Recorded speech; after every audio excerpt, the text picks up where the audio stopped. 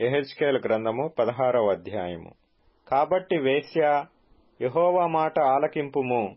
ప్రభువైన యెహోవా సెలవిచ్చినదేమనగా, నీ విటకాండ్రతో నీవు నీ సొమ్ము వ్యయపరచి, నీవు వ్యభిచారము చేసి, నీ మానము నీవు కనుపరుచుకొనిన దానిని బట్టియు, నీ విటకాండ్రను బట్టియు, హేయ విగ్రహములను బట్టియు, నీవు వాటికప్పగించిన నీ బిడ్డల రక్తమును బట్టియు, నీవు సంభోగించిన నీ విటకాండ్రనందరినీ, నీకిష్టులైన వారినందరినీ, నీవు ద్వేషించు వారినందరినీ నేను పోగు చేయుచున్నాను. వారిని నీ చుట్టూ పోగు చేసి సమకూర్చి, వారికి నీ మానము కనబడునట్లు నేను దాని బయలుపరచెదను. జారినులై హత్యలు జరిగించు స్త్రీలకు రావలసిన తీర్పు నీకు విధించి, క్రోధముతోనూ రోషముతోనూ నీకు రక్తము నియమింతును. వారి చేతికి నిన్ను అప్పగించెదను. నీవు కట్టిన గుళ్లను వారు పడద్రోసి, నీవు నిలువబెట్టిన బలిపీఠములను ఊడబెరికి, నీ బట్టలను తీసివేసి, నీ సొగసైన ఆభరణములను తీసుకొని, నిన్ను దిగంబరిగాను వస్త్రహీనురాలుగాను చేయుదురు. వారు నీ మీదికి సమూహములను రప్పించి, నిన్ను రాళ్లతో కొట్టి చంపుదురు. కత్తుల చేత నిన్ను పొడిచివేయుదురు. వారు నీ ఇండ్లను అగ్నిచేత కాల్చుదురు. అనేక స్త్రీలు చూచుచుండగా నీకు శిక్ష విధింతురు. ఈలాగు నేను నీ వేశ్యాత్వమును మాన్పింపగా, నీ వికను పడుపు సొమ్మియ్యకయుందువు. ఈ విధముగా నీ మీదనున్న నా క్రోధమును చల్లార్చుకొందును. నా రోషము నీ ఎడల మానిపోవును. ఇకను ఆయాసపడకుండా నేను శాంతము తెచ్చుకొందును. నీ యవ్వన దినములను తలంచుకొనక వీటన్నిటి చేత నీవు నన్ను విసిగించితివి. గనుక నీవు చేసియున్న హేయక్రియలన్నిటికంటెను ఎక్కువైన కామకృత్యములను నీవు జరిగించకుండునట్లు నీ ప్రవర్తనను బట్టి నేను నీకు శిక్ష విధింతును. ఇదే ప్రభువకు యెహోవా వాక్కు. సామెతలు చెప్పువారందరును తల్లి ఎట్టిదో బిడ్డయూ అట్టిదే అని నిన్ను గూర్చి ఎందురు. పెనిమిటిని బిడ్డలను విడనాడిన నీ తల్లితో నీవు సాటిదానవు. పెనిమిటిని బిడ్డలను విడనాడిన నీ అక్క చెల్లెండ్రతో నీవు సాటిదానవు. నీ తల్లి హిత్తీయురాలు, నీ తండ్రి అమోరీయుడు. నీ ఎడమ ప్రక్కను నివసించు షోమ్రోనును దాని కుమార్తెలను నీకు అక్కలు. నీ కుడి ప్రక్కను నివసించు సుధమయు దాని కుమార్తెలను నీకు చెల్లెండ్రు. అయితే వారి ప్రవర్తనననుసరించుటయు, వారు చేయు హేయక్రియలు చేయుటయు స్వల్ప కార్యమని ఎంచి, వారి నడతలను మించునట్లుగా నీవు చెడు మార్గముల యందు ప్రవర్తించితివి. నీవును నీ కుమార్తెలను చేసినట్లు నీ చెల్లెలైన సొదొమయైనను దాని కుమార్తెలైనను చేసినవారు కారని నా జీవము తోడు ప్రమాణము చేయుచున్నాను. ఇదే ప్రభువకు యెహోవా వాక్కు. నీ చెల్లెలైన సొదొమ చేసిన దోషమేదనగా, దానికిని దాని కుమార్తెలకును కలిగిన గర్వమును, ఆహార సమృద్ధియు నిర్విచారమైన సుఖస్థితియుననున్నదియే. అది దీనులకును దరిద్రులకును సహాయము చేయకుండెను. వారు అహంకరించి నా దృష్టికి హేయక్రియలు చేసిరి గనుక నేను దాని చూచి వారిని వెళ్లగొట్టితిని. షోమ్రోను సహా నీ పాపములలో సగమైన చేయలేదు. అది చేసిన వాటికంటే నీవు అత్యధికముగా హేయక్రియలు చేసితివి. నీవు ఇన్ని హేయక్రియలు చేసి నీ సహోదరిని నిర్దోషిరాలినిగా కనుపరిచితివి. నీవు వారికంటే అత్యధికముగా హేయక్రియలు జరిగించినందున నిన్ను బట్టి చూడగా నీ సహోదరీలు నిర్దోషిరాండ్రుగా కనబడుదురు. నీవు వారికి విధించిన అవమాన శిక్ష నీకే రావలెను. నిన్ను బట్టి చూడగా నీ సహోదరీలు నిర్దోషురాండ్రుగా కనబడుదురు. కనుక నీవు అవమానపరచబడి సిగ్గునొందుము. నీవు చేసినది అంతటి విషయమై నీవు బిడియపడి సిగ్గునొంది వారిని ఓదార్చునట్లు, అపాయమునొందిన సొదొమను దాని కుమార్తెలను, షోమ్రోనును దాని కుమార్తెలను వారి వలెనే అపాయమొందిన నీ వారిని మరలా స్థాపించెదరు. సొదొమయు దాని కుమార్తెలను తమ పూర్వస్థితికి వచ్చెదరు. షోమ్రోనును దాని కుమార్తెలను తమ పూర్వస్థితికి వచ్చెదరు. నీవును నీ కుమార్తెలను మీ పూర్వస్థితికి వచ్చెదరు. నీ చుట్టూ ఉండి నిన్ను తృణీకరించిన ఫిలిష్తీయుల కుమార్తెలను సిరియా కుమార్తెలను నిన్ను అవమానపరచగా నీ దుర్మార్గము వెల్లడి చేయబడక ముందు నీవు గర్వించియున్నప్పుడు నీ చెల్లెలగు సొదొమ ప్రస్తావమెత్తకపోతివి. నీవు చేసిన మోసమును నీ హేయ కృత్యములను నీవే భరించితివి. ఇదే యెహోవా వాక్కు.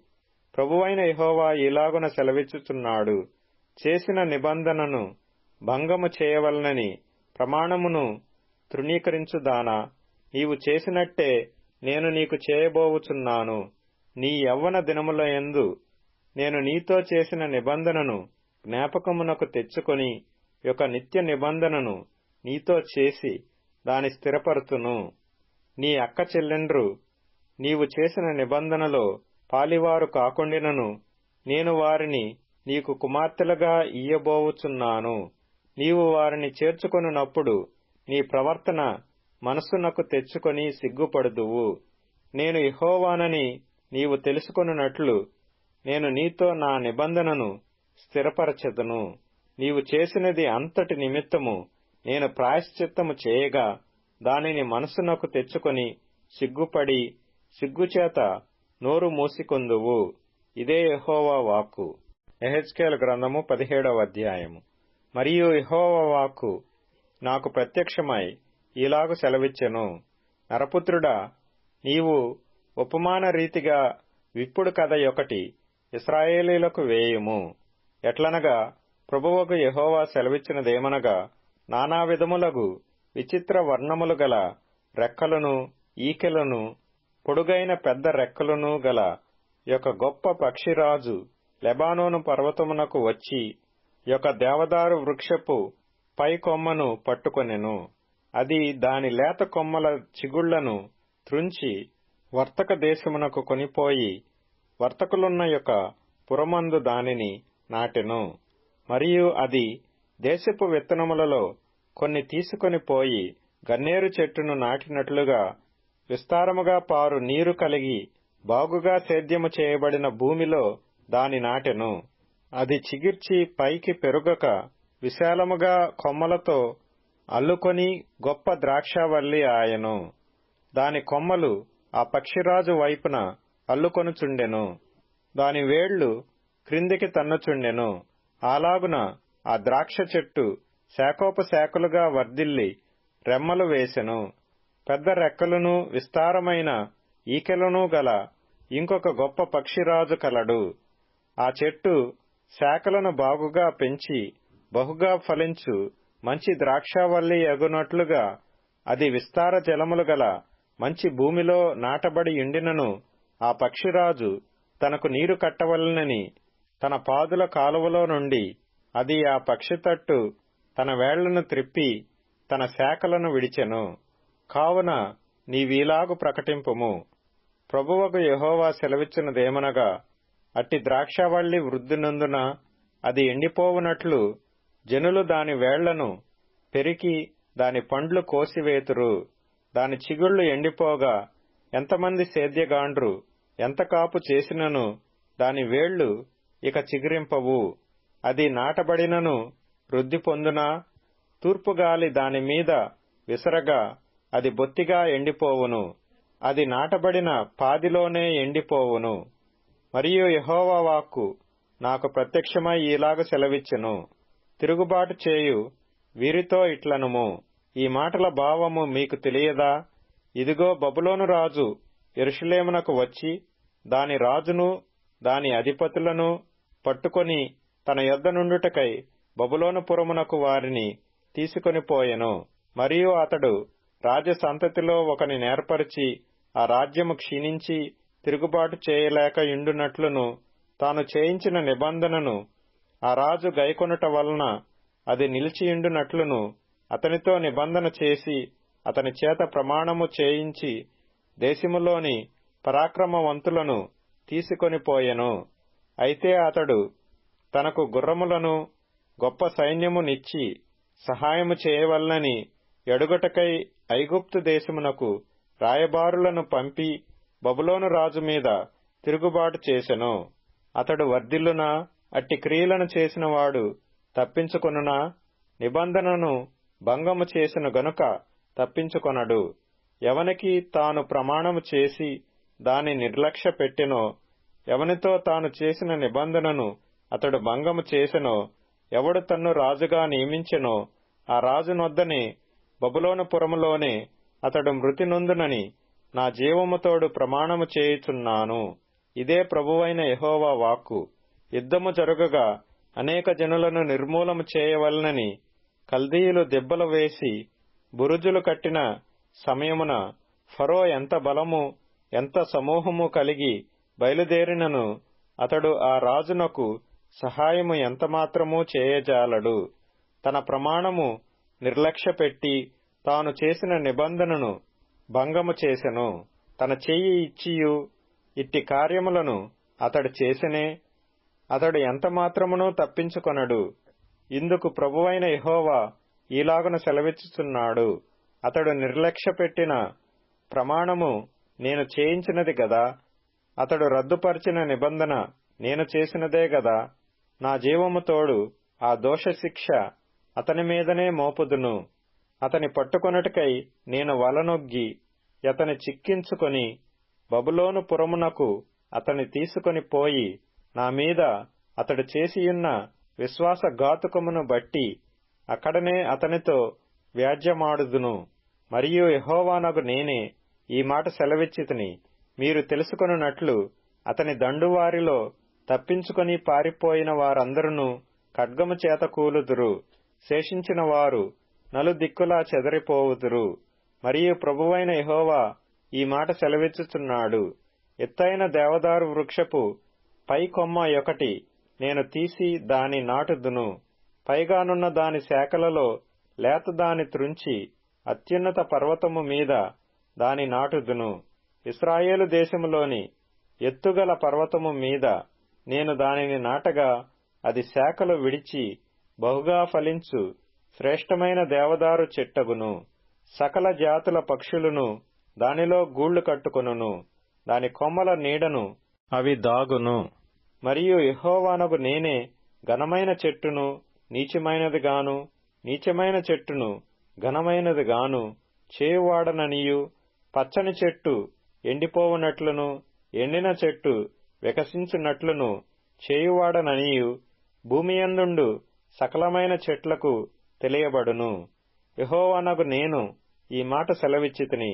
నేనే దాని నెరవేర్చెదను. కీర్తనల గ్రంథం 124వ కీర్తన.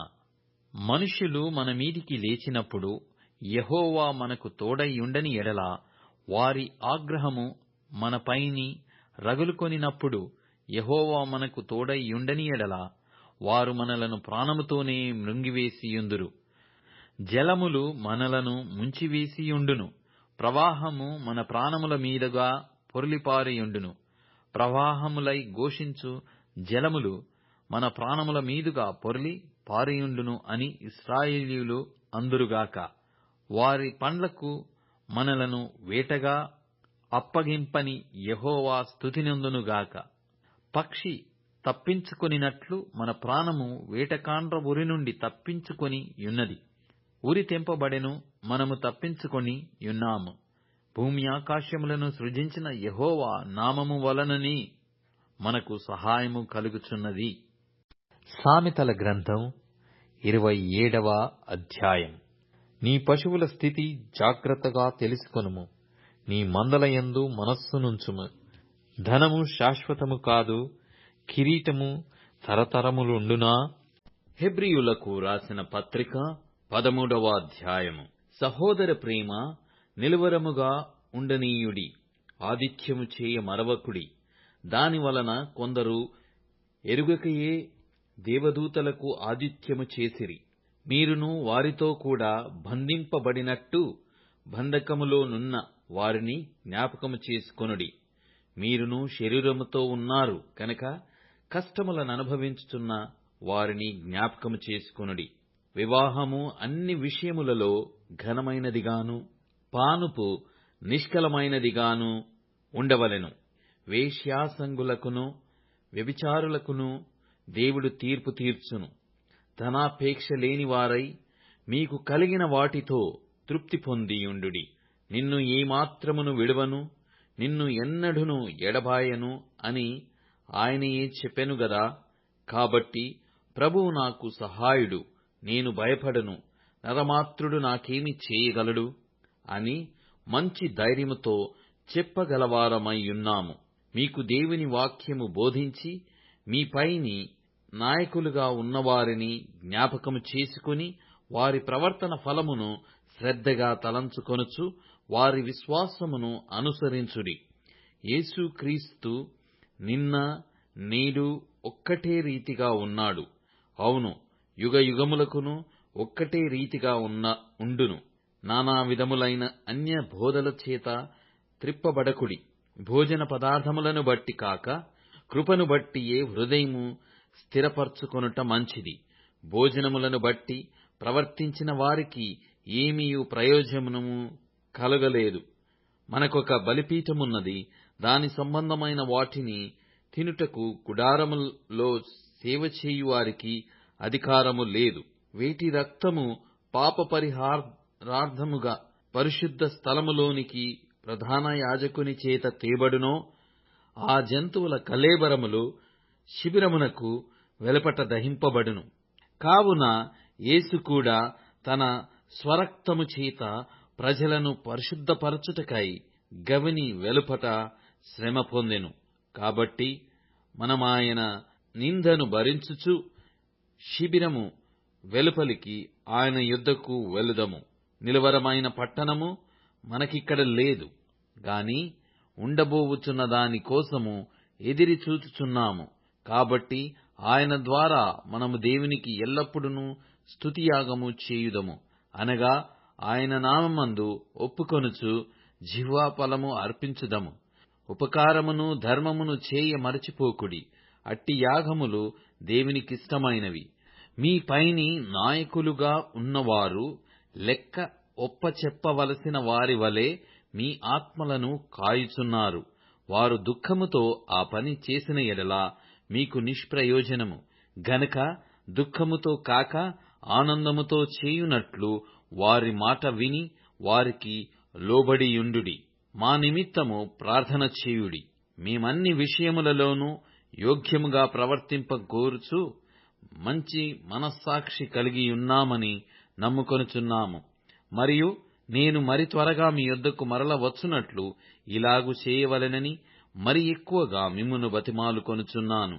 గొర్రెల గొప్ప కాపరి అయిన యేసు అను మన ప్రభువును నిత్యమైన నిబంధన సంబంధమగు రక్తమును బట్టి మృతులలో నుండి లేపిన సమాధానకర్తయగు దేవుడు యేసుక్రీస్తు ద్వారా తన దృష్టికి అనుకూలమైన దానిని మనలో జరిగించుచు ప్రతి మంచి విషయములోనూ తన చిత్త ప్రకారము చేయుటకు మిమ్మును సిద్ధపరచునుగాక. యేసుక్రీస్తుకు యుగయుగములకు మహిమ కలుగునుగాక. ఆమేన్. సహోదరులారా, మీకు సంక్షేపముగా వ్రాసియున్నాను గనుక ఈ హెచ్చరిక మాటను సహించుడని మిమ్మును వేడుకొనుచున్నాను. మన సహోదరుడైన తిమోతికి విడుదల కలిగినదని తెలిసికొనుడి. అతడు శీఘ్రముగా వచ్చిన ఎడల అతనితో కూడా వచ్చి మిమ్మును చూచెదను. మా పైని నాయకులైన వారికందరికిని పరిశుద్ధులకందరికిని నా వందనములు చెప్పుడి. ఇటలీ వారు మీకు వందనములు చెప్పుచున్నారు. కృప మీ అందరికీ తోడైయుండునుగాక. ఆమేన్.